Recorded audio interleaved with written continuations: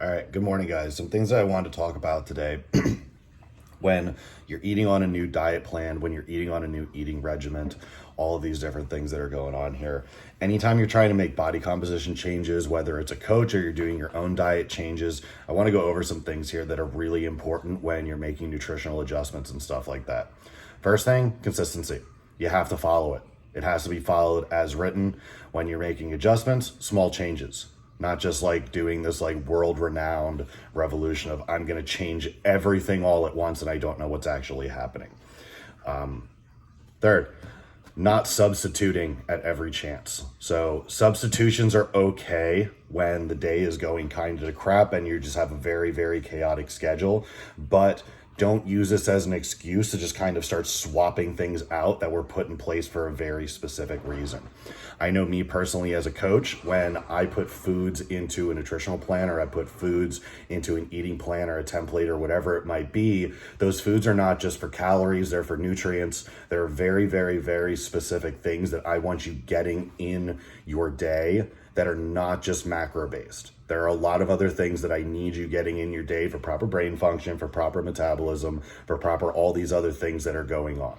So it does matter a little bit. You can't just substitute. You can't just every single time you go past a place be like, okay, well, I'm going to get the ground beef from Burger King and I'm just going to eat the burger and then I'm going to do the fries and stuff as well. It just won't work as well. The food product isn't going to be the same. It's also just not going to calorically be the same either. You need to give the food time to in fact work. You didn't eat a bag of chips and blow up overnight, just like you will not eat properly for a day and lose everything overnight. World was not built in a day. This was not made in a day. You did not get to the point you're currently at in where your weight loss journey is or where your body fat composition is in a day or two. It didn't happen that quickly. Next thing we're going to do here, it's okay to buy some foods at the restaurant, but it will never be completely equal to what you cook. Now, what I've always seen is restaurants, it'll normally come up significantly higher calories than we realistically think because it tastes good. It's cooked with proper things. It's cooked with stuff that's pretty delicious. Now, I'm not telling you to not go out and get a steak dinner, but I'm just saying when you make these substitutions are not all equal. And it will, in fact, most likely hold you back more than not. Okay? Adding more restriction from what was written. When someone writes something, when a coach writes something, that does not give you the property to start just removing things because you think there's too much. You should follow it as best as possible as written, because guess what? Things were most likely calculated out based on what your body needs, not so much what you're emotionally attached to, okay? Adding more restriction that was written, removing meals from what was written does not work faster, okay? This is something I want you guys to understand. Pure restriction is not the way here, okay? Removing meals for fear of high calorie consumption does not work faster. Very similar thing. Fear of the scale. Now, I'm talking about the scale as your own body weight and fear of the scale is in weighing food. These two things go hand in hand where we use these as metrics. These are not made to be some golden rule. Your body weight is not the only thing that matters, and the weight on the scale of when you're measuring things is not the only thing that matters. You won't just naturally become this insanely obsessive person who has to weigh every single one of your foods. We use this as a learning tool. We use this as a portioning size. You portioning your meals and you taking some actual hands-on with your nutrition is not obsessive. It's you being a responsible adult for your health. That's the way I see it. You're being a responsible adult. You're using an adult skill where you're cooking for yourself. You're taking your nutrition into a little bit of better hands, and you're taking an active step towards your future here now. Now, this is where we talk about personally investing those little things. Okay. Fear of the scale. Like I said, your body weight, it's a metric.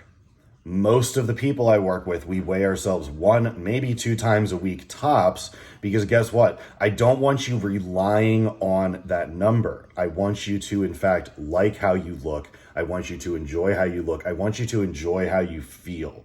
These are important things because guess what? If you don't feel good and you don't look the way you want, is the new diet and is the way you're in fact eating, is it really beneficial to you? And also, secondary, is it maintainable?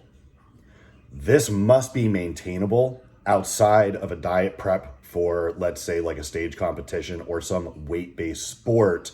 This needs to be maintainable for most of your population, including me. I'm not in season for anything most of the year. So guess what? I eat kind of specifically, but I eat a little generally too. I have some basics that absolutely need to get in through the day, and then there's a little bit of wiggle room on some other things. Now, me, I'm completely different than some other people just because I've been doing this for a while and I know my body a little better. So I can swap things out here and there just a little bit differently because I calculate it when I do. But guess what? If you're just doing uncalculated swap outs all the time, you're probably going to end up overshooting more than not. Okay?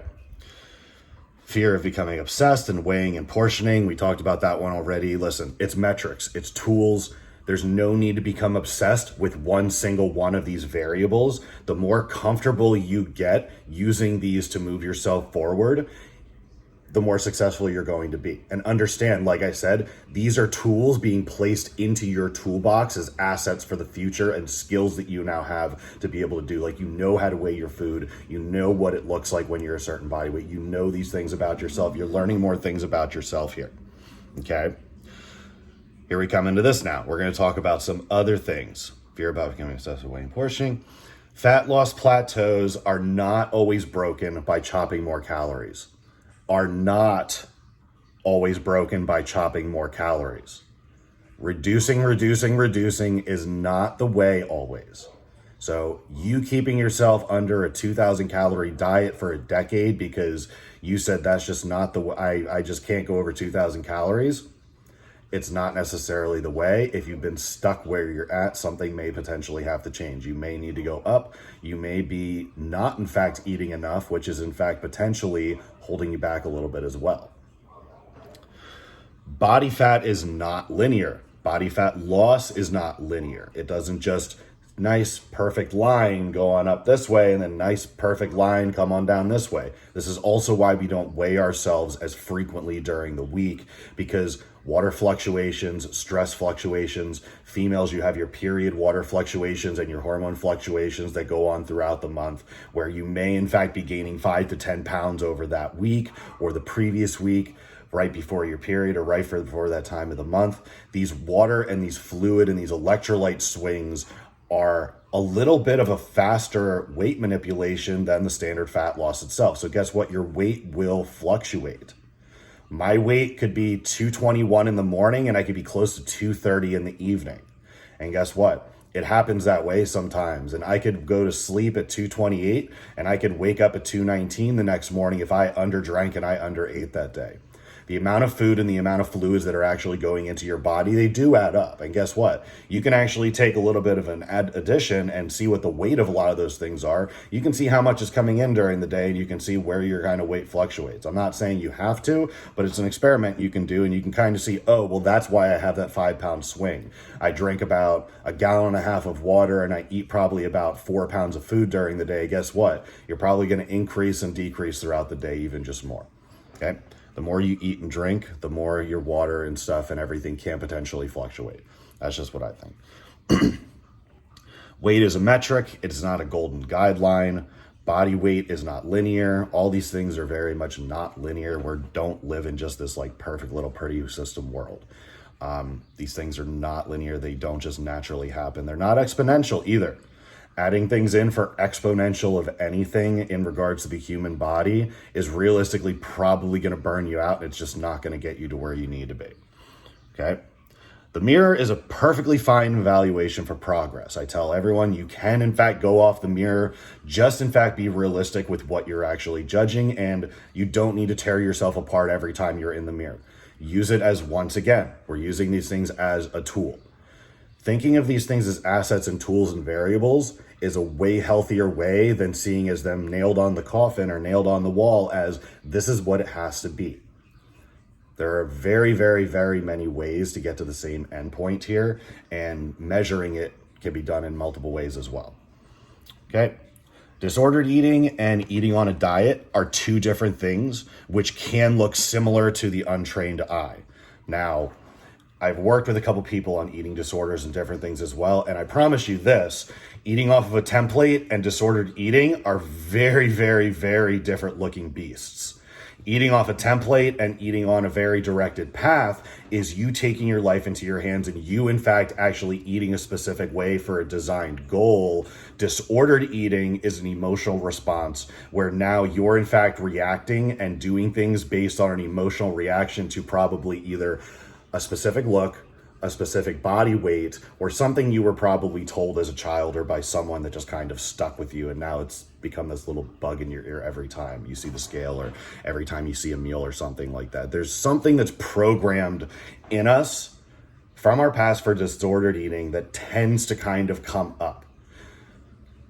This is actually one of the ways that we get out of disordered eating is by setting a regimented eating schedule, because what happens is if you're in fact binging or purging throughout these disordered eating schedules and kind of or just superiorly restricting, you need to in fact set a guideline for yourself. You need a hand on the wheel through the day, because if you go off of your own mechanisms, those two things are most likely going to win out in dominance on the backside of things. You need consistency, you need a little bit of structure in your nutrition, or you just simply will not break the dysfunctional eating pattern. Now, this also goes on the other side of things. Only knowing how to eat off of a regiment can also be an issue as well.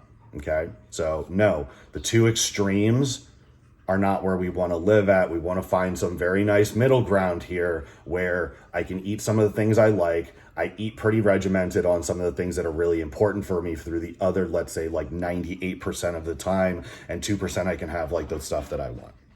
Okay. Because you started an eating regimen doesn't mean you will develop an eating disorder. Realistically, and here's the second one. Just because you're eating on an eating regimen, you're not going to automatically get an eating disorder. It's just not how it works. Mental space, where your mental place is, why you're going on a diet. There's a lot of variables that directly affect this. So don't just think it's just that's just what happens. All right.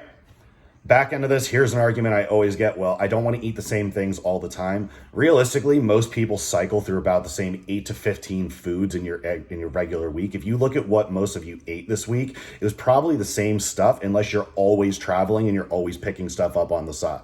That's a completely different beast that we need to tackle separately. But honestly, most of you people eat and you cycle through about the same like 5 to a dozen things. But some of those things that you're cycling through have more of an emotional attachment than an actual nutritional attachment for you. All right, guys, this is a little stuff on eating on a new diet. We'll follow up on some other things later, but have a great Friday.